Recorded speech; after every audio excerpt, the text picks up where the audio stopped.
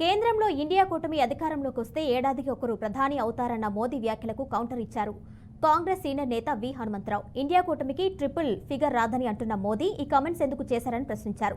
Congress graph పెరుగుతుందని, అందుకే ప్రధాని మోదీ భయపడుతున్నారని విహెచ్ అన్నారు. అయోధ్యలో రామ మందిర్ నిర్మాణం తప్ప మోదీ చేసిందేమీ లేదన్నారు. బీజేపీ మళ్లీ అధికారంలోకి వస్తే రిజర్వేషన్లు రాజ్యాంగాన్ని తీసేస్తుంది అన్నారు.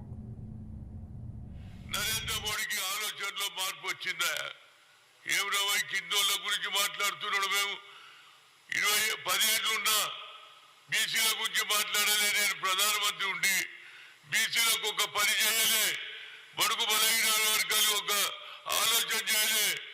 నేను 3 సార్లు కలిసినా నువ్వు క్యాస్ట్ వైజ్ సెన్సస్ ఎందుకు చేస్తలేవు, చెయ్యాలన్నా చేయలే.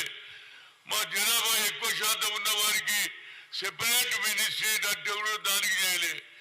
ఒక ఆయననేమో ఇటలీ కాంగ్రెస్ అంటారు, ఇంకో ఆయననేమో 5గురు ప్రధానమంత్రులు అవుతారు నేను పోతే అని చెప్పడం వల్లనే ఆయనలో నిరాశ నిస్పృహ వచ్చింది.